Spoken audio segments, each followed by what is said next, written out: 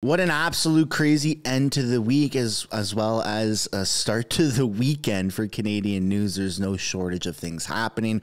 There was the Conservative Convention that just happened, which is not going to be covered in this video, but make sure that you're subscribed or following because I will be covering it in another video later today. Today we're taking a look at just kind of a different variety of topics across Canada, showing the state of what Canada and the Canadian economy is right now, how Justin Trudeau's messing up trade deals, how Justin Trudeau's messing up the country, and how people are actually fighting back, not with violence, of course. Canadians are very, very peaceful, but in terms of the culture war that's happening, there's a lot of pushback, and it's really, really working out in the good side's favor, our side's favor. Welcome back to another video, everybody. Before I begin, I'd like to just have your attention just for a brief second. Encourage you to give a like and subscribe if you haven't already. It really helps grow the channel. Today we're getting pretty much all of our news from Ground News. Now, they've been a sponsor of this channel before. They're not sponsoring today's video, but I do have a promo code to mention just in a little bit. If you are interested, just out of good faith, I have a pretty good relationship with Ground News. This is a very interesting story.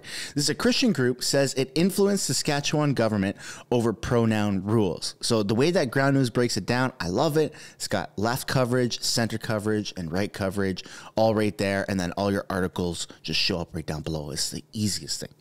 Action for Canada, a national Christian organization, claims success in influencing the Saskatchewan party government to adopt pronoun and sexual education policies affecting children in schools.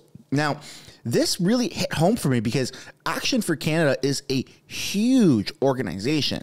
I mean, after the convoy, I had a lot, when my channel blew up and I became somewhat of a name in this niche, I had a lot of people reach out to me. And one of them was Action for Canada. And actually, when I was living on Vancouver Island, I went to some of their meetings. I believe it was in like Parksville or Qualicum area. And really great people, really great system from what I experienced, and there's like thousands. I think on the island there's like 30,000 people alone on Vancouver Island, if not more, that are a part of Action for Canada and on the email chain. So if you're looking for a group to get involved with, you know, to say, hey man, do you guys agree that this country's messed up? Yeah. How can we help? Action for Canada is probably one of the go-to places just off of the knowledge that I'm aware of. Everything seems to be clean as of right now, hopefully moving forward with Action for Canada. Hopefully there's no major controversies or things, you know, how things evolve and they get bigger and bigger and then they get attacked and stuff. So far, Action for Canada seems to be that group. And I mean, they just changed something that's being implemented in the school system, which is incredible. So we're going to get into the article in a second, but we're going to look at the Coles notes from Ground News. The group sent over 10,000 emails on behalf of petitioners and delivered a notice of liability to the former education minister, urging the ban of Planned Parenthood and sexual health resources SOGI 123. They just said, no, we're fed up with this and we're going to fight back and we're going to email you. We're going to show up in person and protest, and it makes a difference. So if you're thinking that you're helpless here in Canada and that, you know, no one's there to help and the government just gets to do whatever they want, that's not true. There are a lot of people that are pushing back and using the legal ways to do it. And this is one of them. So kudos to Action for Canada for actually pulling this off. The government implemented changes in late August, including banning third-party organizations from teaching sexual education courses and requiring parental consent for children under 16 to use different names or pronouns at school. Legal action has been filed against the pronoun policy. Things are getting crazy here in Canada. The fact that children can hide their pronouns or whatever at school, and then it becomes a legal battle, and you can even lose custody of your child. And these freaking weird counselors or school teachers who are underqualified to actually deal with this are the ones that are kind of stuck in between this legal battle between parental and, you know, education system. It's getting too crazy here in Canada, and a lot of people are fed up, obviously, and I'm freaking concerned. I've been looking into homeschooling for my daughter because my wife and I are freaking freaked out, man. We're freaked out. And I'm raised as a traditional liberal. Most people are here in Canada. Canada's pretty much been a liberal country for a very, very long time. And it just seems that the liberal now is just so radical. It's so radical. It's so off the chains that you really have to just pay attention to everything and make sure that people, your family, your children, your grandchildren, whatever it is, aren't being brainwashed by the system. Sounds cuckoo. It sounds cuckoo. Even saying it out loud, it's like, oh my God, am I cuckoo? But no, I'm not. I'm sane. You're sane. We're all sane. The government's trying to make us feel insane. No, and that's the scary part. Christian group says it influenced Saskatchewan. Let's take a look at this video. Good evening. Saskatchewan's new school pronoun policy is drawing attention all across the country.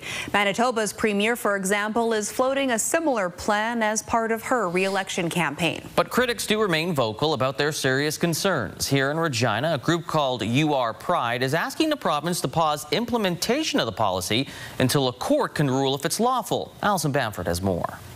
You Are Pride issued an ultimatum to the Saskatchewan government. Either suspend its controversial pronoun policy by Wednesday afternoon or face a possible injunction that would block the policy until a court decides if it's lawful. We will pursue legal action if, in fact, they ignore us or they don't do what we've asked. Egal Canada co-represents You Are Pride, penning a letter to the Education Minister warning the group plans to file a lawsuit in the coming days on the basis of charter violations. The policy makes a distinction based on gender identity. So kids who are trans or non-binary, gender diverse, are being treated differently than other kids. On Tuesday, Scott Moe told reporters he is certain there will be legal discussions around the policy. The government did not confirm if it received the letter, but reiterated the Premier's comments, saying it will not suspend implementation. It has, broad support in Saskatchewan, and most certainly that's what we do as a government, is represent Saskatchewan people. But other groups say the policy is garnering broad opposition nationwide. The Canadian Civil Liberties Association is exploring its own legal action against the New Brunswick government over a similar name and pronoun change policy, and the group supports the looming court action in Saskatchewan. It really demonstrates the flaws, the fundamental flaws in these types of policies that restrict and violate students' rights in schools. New Brunswick's child and youth advocate reviewed that province's policy, finding it in violation of children's rights. Saskatchewan's advocate is in the middle of her own review and expects to have more to say in the next week or so.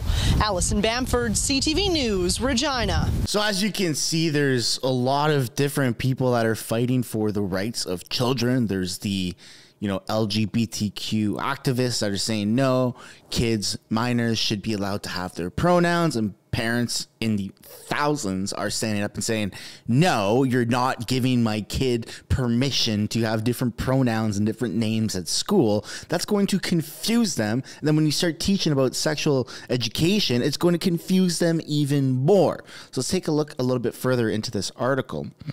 In late August, Duncan banned third-party organizations from teaching sexual education courses, and said parents could pull students or children from participating. He also mandated that children under 16 require parental consent if they want to go by different names or pronouns at school, which is a really big talking point right now in Canada, because in a lot of different parts of Canada, I think specifically BC, if I'm not mistaken, but I'm pretty certain Ontario, you can have a child go by a different pronoun at school. And if that child says to the teacher or the principal or counselor at school, my parent doesn't respect my pronoun, and I'm worried because kids over-exaggerate things all the time, that parent can actually have custody removed of their child, just like that, because the schools are that radical, saying, oh my God, you're 10 years old, you can't vote, you can't drive, you can't buy alcohol, cigarettes, tobacco, or anything, but you can definitely change your pronoun. Would you like to consider gender affirming surgery? And it's wild. It's wild what's happening here in Canada.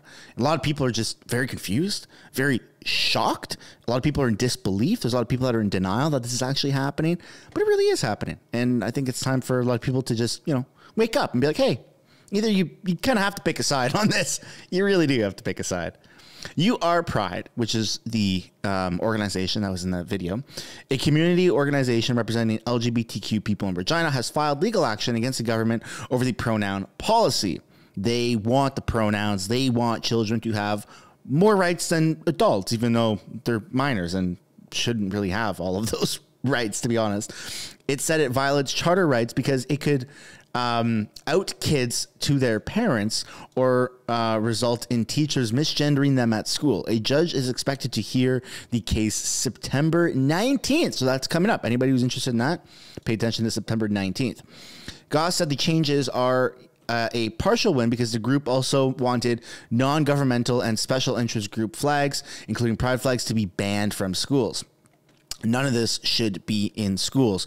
And that's a hard pill to swallow, but at the same time, that's just how it is. I mean, when you go to school, doesn't matter what you are, doesn't matter what race, doesn't matter what gender you are, it doesn't matter what your sexual identity is or whatever, or sexual preference at school. You should not have one, really. You should just be focused on learning and developing your brain, not identifying yourself in a certain way. It's more just to learn about, how the world works. And I wish they taught taxes in school because that's pretty important. But nonetheless, very bizarre and very good also to hear that there's actual pushback. And so since we are looking at ground news stuff, I just did want to mention, again, this is not sponsored, but this is just to piggyback off of my previous sponsorships.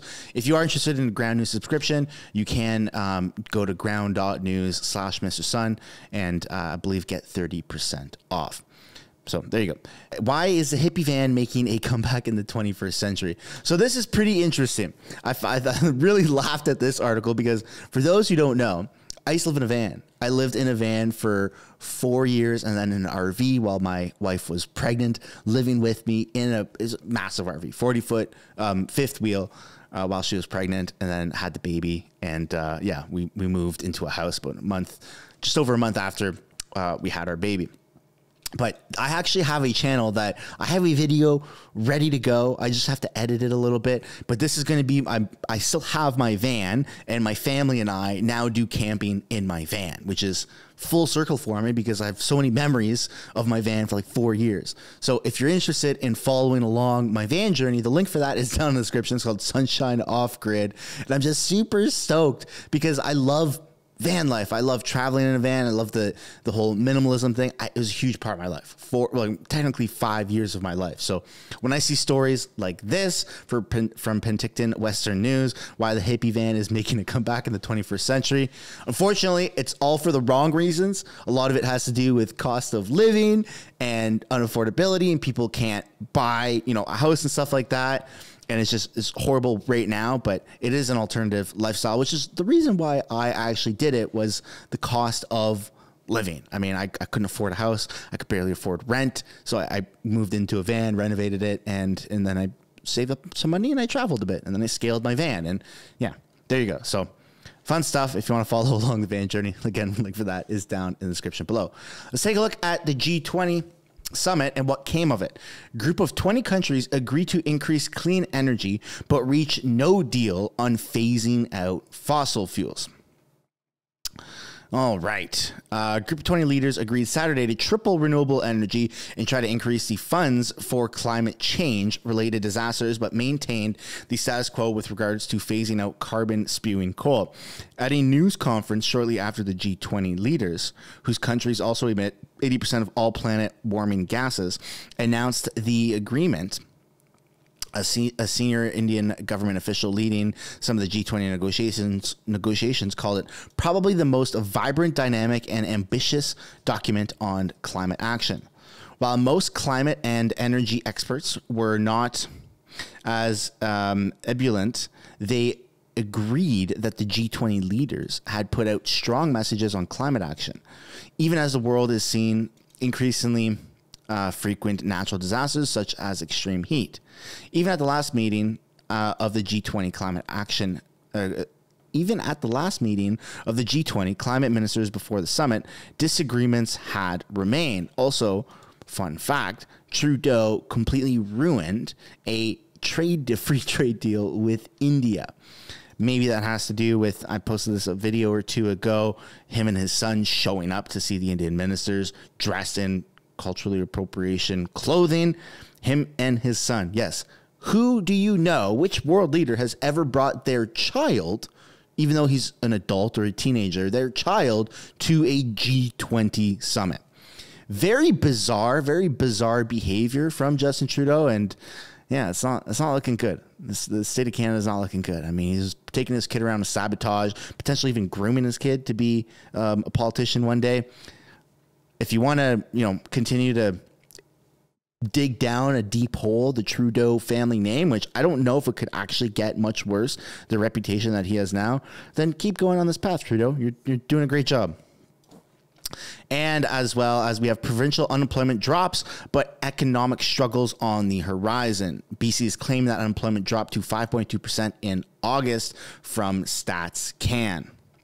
Employment rose by 12,000 jobs in BC, but a closer look reveals that was sparked by gains in the number of part-time jobs. While the province gained 36,000 part-time jobs, it lost 24,000 full-time jobs. And with some, potential mandates on the horizon here in Canada, which has been in the talks, possibly a rumor, I have yet to actually really find the facts of that, but it seems like it's happening.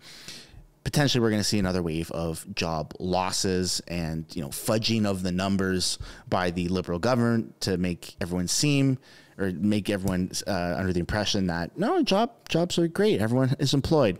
Yet when you drive down your street, drive downtown, wherever it is that you live, literally wherever, there's more homelessness, more drugs, more crime than you've ever seen. So the fact that unemployment is,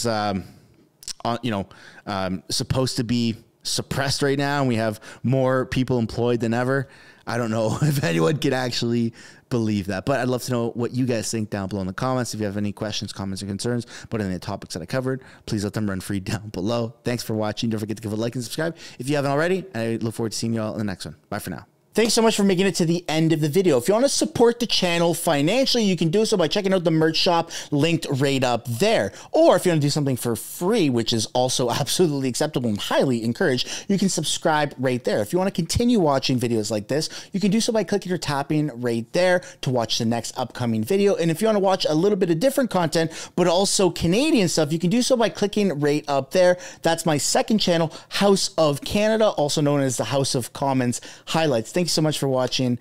I look forward to seeing you in the next video.